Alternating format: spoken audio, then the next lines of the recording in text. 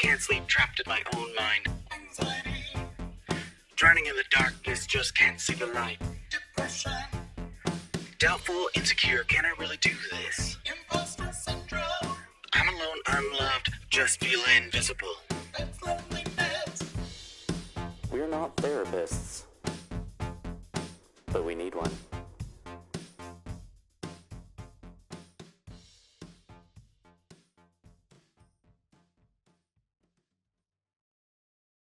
Hello, and welcome to We're Not Therapists, but we need one.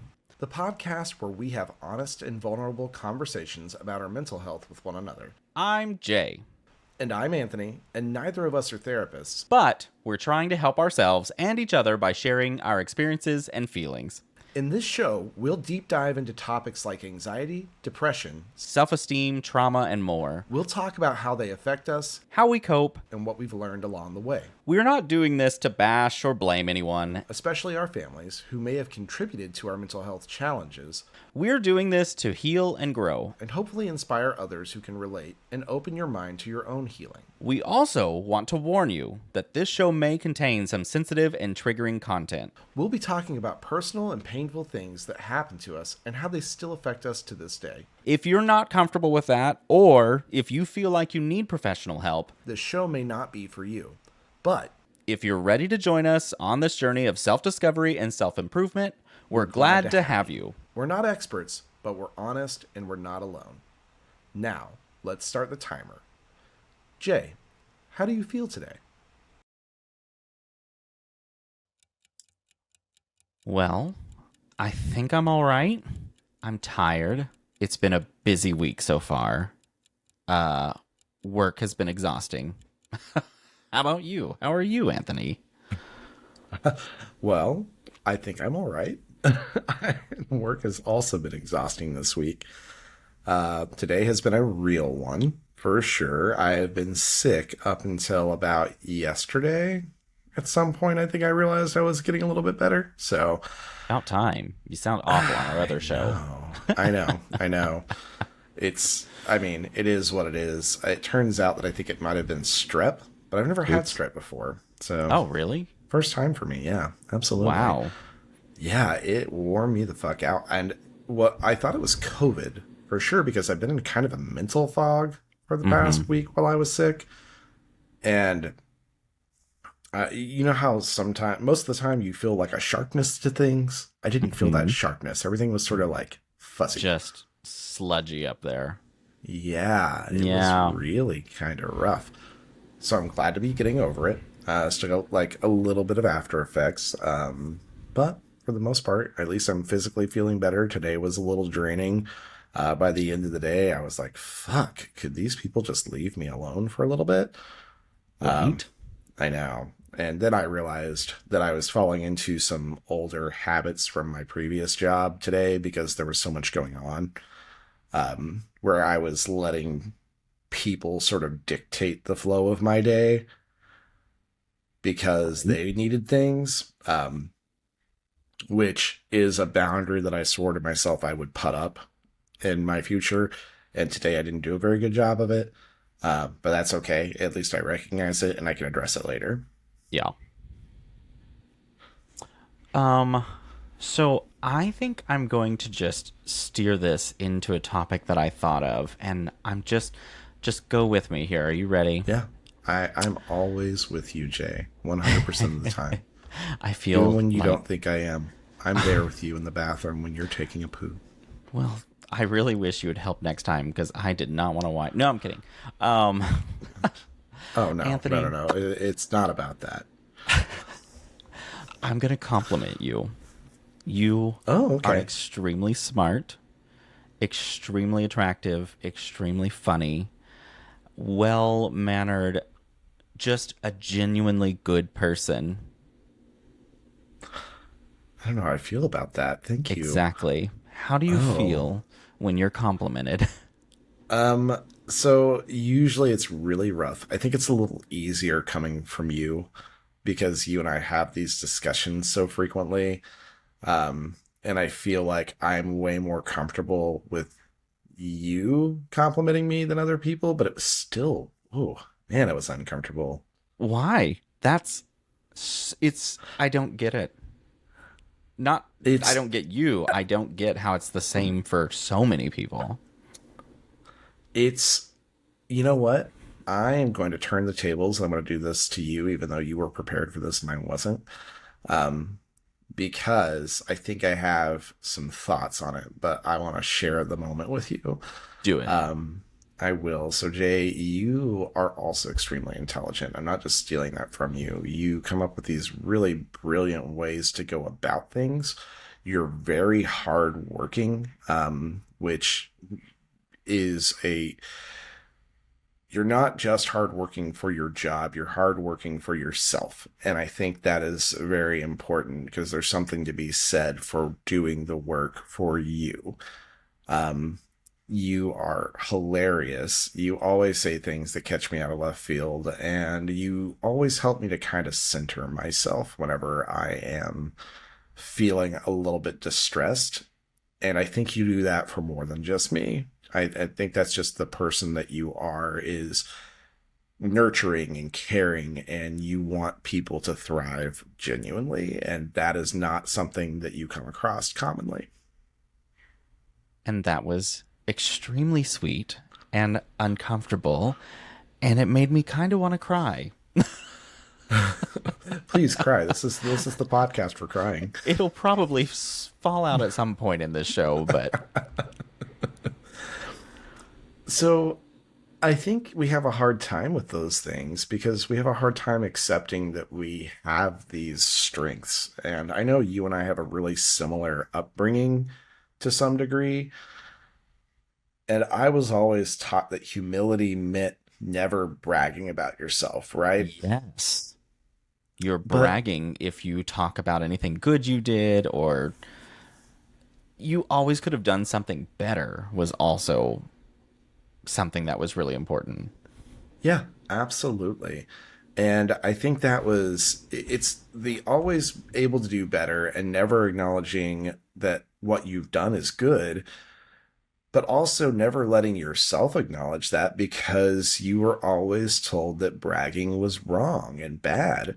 And I don't think there's a delineation there in your child mind between bragging and also recognizing your strengths. And I think it's impacted me as an adult because I still don't know if I know that defining line. I don't know where I cross it at. I will say I have been trying to give myself credit for things I didn't used to give myself credit for Same. actively. Um, like at work, I'm really good at my job. I'm good at what I do. I learn very fast. I pick things up really quickly, and I have a natural inquisitiveness. So I tend to want to learn things fast because I like to dig and find out. Hmm. To a degree, it's great, but then I also am one of those people that gets bored very quickly of things if I'm not careful. Yes.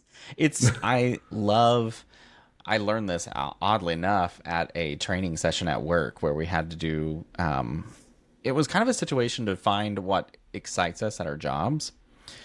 And Mm. I now am an IT. I'm not genuinely an IT person in life because IT, a lot of times they're very technical in a lot of ways. And I'm very big picture. What they said my words were wonder and innovation and invention, Mm. because I come up with ideas. I'm great at coming up with them. I can start them. I'm fine with that. But to do the mundane task of completing them to the end, I'm terrible at. It's that 90% of the work where everything feels so innovative and you're just really it's idealized. You're going through and you're building something new and it's exciting. Yeah. And then there's that 10% of the detail work Yeah. that is just busy work, it feels like, and you don't want to do it. I'm absolutely in the current session of designing training videos for this new program that we're dropping at work, and I'm so bored making the videos. I hate making the content because it's so boring that what I've had to do is I've animated a character that participates in each segment in different ways so I can make it exciting for me to continue through it. But isn't that kind of going back to complimenting yourself? Isn't that a really big thing to do? I mean, you're not just recording something necessarily, which is also work, but you're making things from scratch. You're animating. I'm done. And what's so wild to me is everyone's like, you're so good at this. You create better stuff than we've seen in this company, blah, blah, blah. And I'm sitting there like, oh, I mean, I really appreciate it, but this is just made in Canva. I could do better. Like, how can I not just recognize that what I'm doing is really pretty good? Well, I think it starts with discomfort, like anything else with mental health. It's you have to take that first step into doing something, and at first it may feel silly, and at first it may Hmm. feel very uncomfortable because you're stepping out of something you've been in for so long. Yeah. And so I think next time, I would say challenge yourself to, when you have that thought of, oh, I could make it better, I could improve on this, when you're getting a compliment, let yourself think that for a second, but then stop Hmm. and maybe say, you know what? This is good. This is This is good pretty work. good. I did good work. And let yourself acknowledge that and let it soak in, and just, it makes you feel uncomfortable, but I've been trying to actively do that at work and give myself the credit for the things I do. Hmm. And I have found that it has improved my self-worth, at least already, where I feel like I can tell people, like, yeah, I feel valued at work, but I should be valued. I do good work. Yeah. Like, I'm doing things that nobody else has done and that needed to be done. So not Yeah. just doing stuff to do stuff, but I'm doing stuff to fill gaps in the business. I'm building reports that we don't have, with data and metrics that we never had before, and it's a huge deal. Yeah. Yeah. And And I, I did that. And I'm yeah. good at it. Yeah. And you God damn it. you were the one that was able to find where they lacked. And you are making that change that was needed. That's Yeah. something to take pride So in. it is, and I'm glad that I'm doing it. I feel like this year has been a year of progress for me. It's been so slow, but it's been happening. Yeah. I will say kind of the latter half of 2023 and 2024 has been kind of a drop and run for me. I switched positions at work, and then I just feel like I've constantly been learning, which I'm the same way as you. I thrive very much off learning. Hmm. I love the challenge of finding what I don't know, and I love developing that and growing from it. So it's been fun, but I will say it's been exhausting. Well, and it shows, though, because you've picked up so many new skills in probably the past 2 years alone. And it's impressive to watch, because you've really done things that, if you would ask me maybe 3 or 4 years ago about doing, I'd be like, I don't even know where to start with that. And then you've picked them up and started doing them well. it's it's funny looking through our other show and our social media and that, because I run the social media, and watching what I started doing, which wasn't bad at all, what I started doing to what I do now, I'm like, oh wow. It's wild how there's been a lot more growth than I ever thought about in my work there even. It's it's very different. It's funny because I found myself growing in a different way on our other show, which was doing the editing. And at first, I was tacking in all of these images and animations and all of these things. And I think where I ended up growing was saying, you know what, this is taking up so much time and sinking so much of my energy for something that is really supposed to be an audio centric format. Like, yes, Yeah. we do video, but the video isn't, it is its own experience, but it's also not supposed to be so drastically different of an experience that it makes you not want to listen to the audio, right? Yeah. And so I had to draw a line there between doing too much. Now, granted, I've kind of like backswung on that, because I've slacked off on double checking my edits. I've gotten a little too confident, so now I've had to go back and like check myself a little bit more. But I think I struggle with that a lot generally, drawing lines and knowing when to stop and putting up those walls whenever it's time to put up a wall. I do it with relationships. I do it with my own work. I do it with my own personal projects. Yeah. I have also learned a lot from that show now that I think about it. Just the stage presence in life. I have gained a little bit of, I hate my voice, but I've gained a comfort with it now because of that show. That I'm like, It's only been yeah, like it kind of 2 sucks, years. but I don't care. This is mine. It's kind of the same concept as body positivity, which is a whole nother topic I could talk about. I know. This podcast is almost too short for that. Just doing 30-minute increments for like years. Yeah, we'll just keep talking. Continue on from last week. I still feel fat. It's still happening. But you know what's funny about that, and going back to giving yourself credit for things, is that I see guys who have my same exact build and type, and I'm like, wow, that guy is so attractive. He is so hot. And then I look at me and I'm like, I can't dissociate all of that negativity from myself. I say I can't. I have a hard time with it. I mean, same here. I like look in the mirror. Okay, I'll look in the mirror a day that I'm, I don't know, dressed really well. I feel really cute.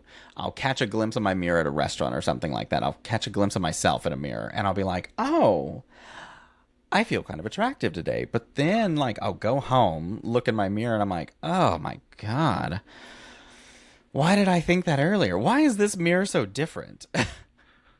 I think that's the exact same issue that we started talking about earlier, though, is not giving yourself credit for things. Yeah. You know, like it's, I don't have what most people would consider like an in-shape body, but I feel like so many more people, like, body positivity has become such a thing that we aren't necessarily all striving to have abs. We aren't striving to be, brick house buff guys. It's just not feasible for most people. And for most people, they don't really want to spend that much time and effort doing that. Yeah. And that's great. I like a cheeseburger. I need to eat like my feelings every once in a while. Every once in a while, listeners, not all the time. It's okay to give yourself a day. It's so hard to cut back from those feeling eats. They're so good. They are delicious. That's true. It's the Brahms cherry limeade sherbet that gets me every time. I love that no matter what show we're on, we talk about food. I have talked about food in every possible show I've ever been on. It's integral to this one. The other one, it's very incidental. Like eating is very tied to your emotions. So I think talking about food is allowed here as long as we don't belabor the point too hard. As long as we don't focus on our favorite dishes and like drool for a while. If you want to find out about that, listeners, you can go listen to our other podcast. Yeah, it's not at all called Beards and Sundries. Don't look it up. Well, we don't talk about food all the time. We do. It's explicit. Because we're talking about food. Oh my gosh. But I think it does go back to that, like not giving yourself credit for being attractive. And also, for years, you have all of these negative things about yourself drilled into yourself. And it's hard to not unsee those. And that, I think, is what lives in my head. I don't think my parents knew what they were doing when they did this. Or they did, and they're criminals. But it was often, I don't know, like anytime I'd be like, oh, I feel like I look really cute today. Or I feel like I did really well on that project. Or look how the yard look. I mowed it and it looks fantastic. I don't know, something like that. And there was always kind of this fake, yeah, always followed up with, you could have mowed closer over there. You went too fast on the mower. I don't know about dressing up. It always felt very fake. It always felt forced. Like, I guess I have to say this. Yeah. And so it just kind of lived in me that I'm like, nobody wants to hear that. Well, I mean, do you think that that could possibly be your own parents' trauma spilling out in unhealthy ways 100%. that they haven't addressed? 100%. That's one of the things that I think has helped me so much in dealing with my own stuff is I'll be like, a lot of this, yes, it's your parents' fault. That's common. Everyone knows that. They'll be offended if you tell them that. But it's unfortunate that they themselves cannot recognize their own traumas and try and work on them.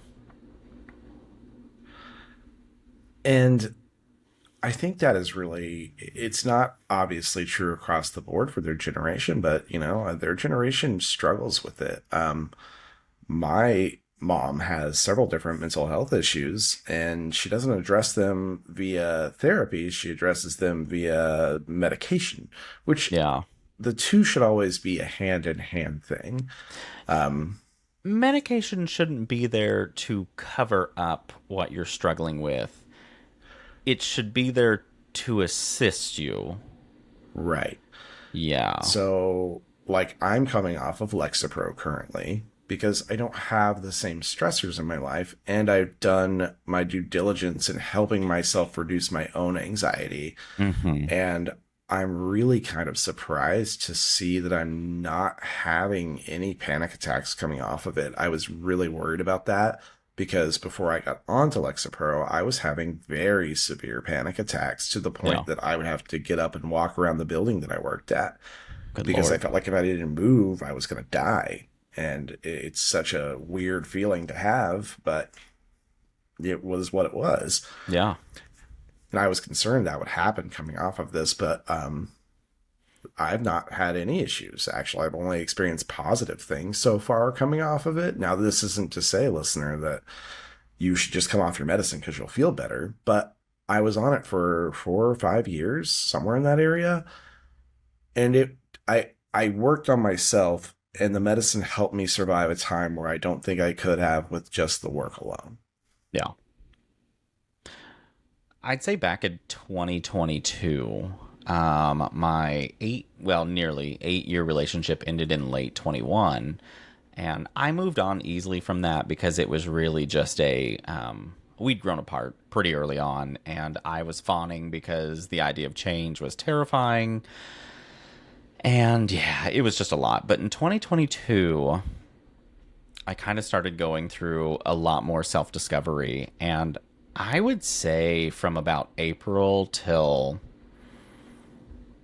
September, August or September of 22, in that time frame, I was having way more anxiety than usual. I was it would hit really easily. I would be overwhelmed, and it was just kind of out of the blue. And I think it was really focusing on how much I have ignored about myself and that I'm discovering that I want to change. And it was very exhausting. And so I'd actually ended up getting in Oklahoma my medical marijuana license because I was like, I don't want to go to a doctor and get drugs yet. I want to see if maybe this alone can resolve it. And it did wonders, but you can't take that and drive or go to work. So then I was like, okay, after a few months of testing this, I think I have an issue that I need to discuss. So finally got in touch with psychiatry, and that's when we discovered ADHD. And I was ecstatic to get on a medication that wasn't a controlled substance. We wanted to start very simple because we wanted to see if I was pretty adaptive to that without having to go pretty hardcore. And so far, it's been Right. working fine. It's reduced my anxiety on top of, which my anxiety calmed down quite a bit, but it reduced that even more and definitely helped with the ADHD.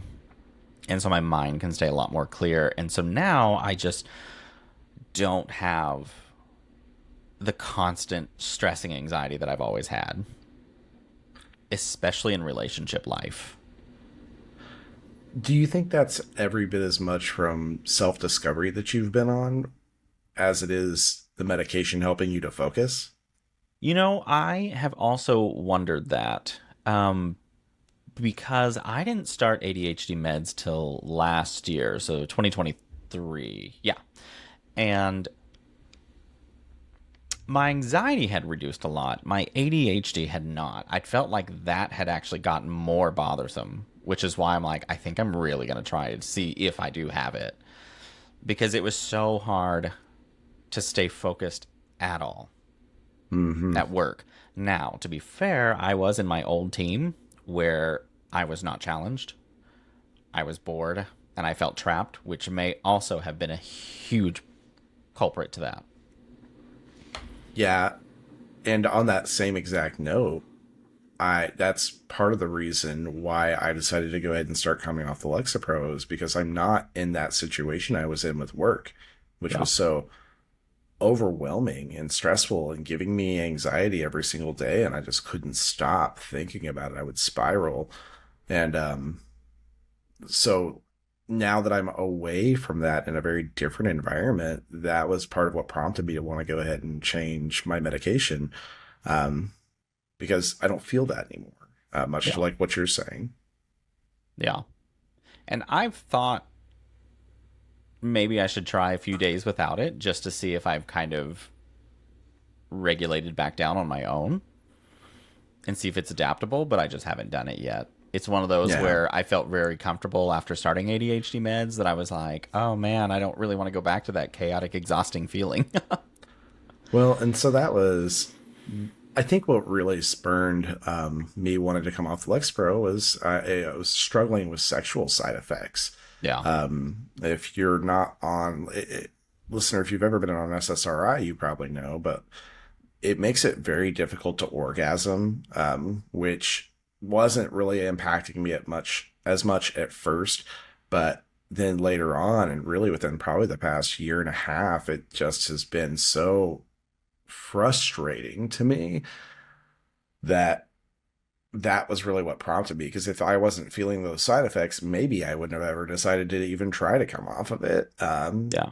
If I were, you know, if I didn't feel like I was in a good place to do it, I wouldn't have done it anyways, because the sexual side effects were kind of a small price to pay for not feeling suicidal.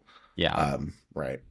So that was really nice. But it just really, I think what I'm driving at is that there is a time for medication and there is a time that you can consider going off of medication, but I don't think that you should just do it to do it. It's one of those things where you need to talk to your doctor, you need to talk to your psychiatrist. My psychiatrist and I discussed the issue beforehand, and she was the one who told me if I want to try to go down or go off of it that I could. Yeah. And even then, for like 6 more months, I didn't. Yeah. So Yeah. it was a lot of different things happened to help me make that decision. I encourage anyone that if you feel stigma around mental health medication, don't. It is very helpful. It saved my life. And it saved many other lives. I will say that is another reason I didn't start meds until I was in coming up on mid 30s.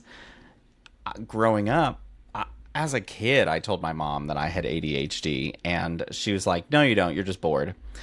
And what it was it was the concept of psychology and mental health is embarrassing. Anybody who has an issue, is on medication, or talks to somebody about it is that's crazy, and you could solve it yourself. Everything's solvable by yourself. Yeah. And it's funny because my mom does have several mental health medications, but she still has this horrible negative stigma around mental health. I remember all the time growing up, she used to call herself crazy because she had mental health medications. She spent a little bit of time after a suicide attempt in intensive inpatient therapy, and she called that time her time at the nut house, Yeah. which says a lot about her stigma around it. And I'm just like, these people are trying to help you. This isn't witch doctor. This is actual medicine. Like, these people are here to try to help you. It is a very real science. It's a very real issue. You mental health is a whole thing, and chemical imbalances happen very easily. Our society has evolved so fast. I'm not surprised to see more people struggling with mental health. Yeah. And I really think COVID amplified more Yes. with all of the, well, if anything, it was COVID and that year of presidential election. It was just an insanely chaotic time. And I would lie if I didn't say that I wasn't impacted by it, because I definitely flipped a switch where I just feel absolutely burnout in that sense of, especially politics. Yeah, and I'm feeling that this year too. It's really hitting me a lot harder than I thought it would, because I get that overwhelming feeling of helplessness with it, and I hate that. I hate it so much. I'll stop looking at the news on my phone specifically because I'll open it up and I'll be like, I can't do that today, and it feels irresponsible on one hand, but at the same time, Yeah. like I can't make good decisions if I'm overwhelmed like that. Yeah.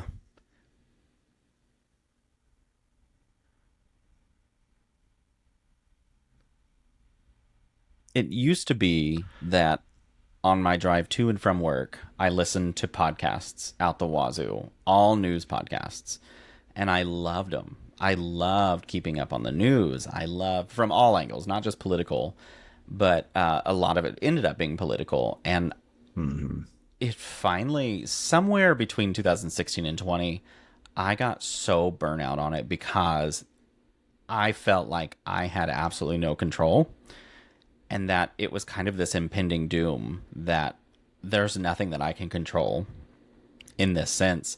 And it exhausted me and stressed me. And I haven't really done politics or news since then. I keep up on local news just so I can watch the weather and make sure that I know about, I don't know, traffic.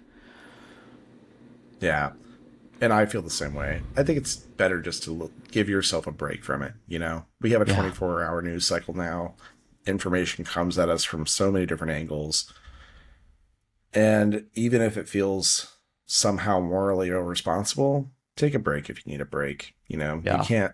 You can't struggle with something that you can't control that much, because it's just, you can't. You just can't. I I'm on can't year go like and solve all the world's problems. 6 or 7 now of my break. And I'm still not ready to go back. It's just daunting. I And I dip my don't think toe it's in the healthy water for a me. little bit, but I think some of my,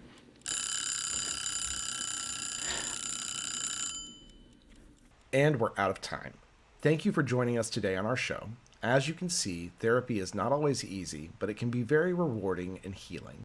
If you want to follow our journey and see how we progress, tune in next episode for the continuation of We're Not Therapists, but We Need One.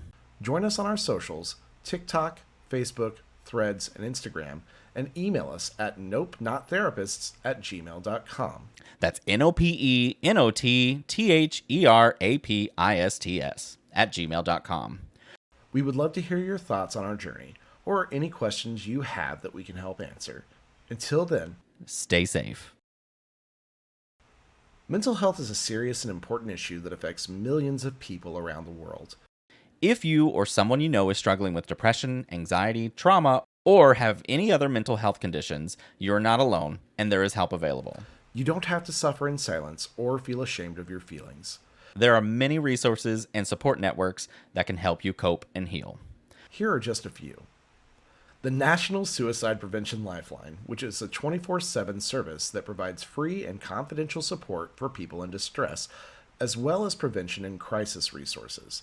You can call them at 1-800-273-8255 or chat online at suicidepreventionlifeline.org. The Crisis Text Line, which is a 24/7 service that connects you to trained crisis counselors who can help you with any type of emotional crisis.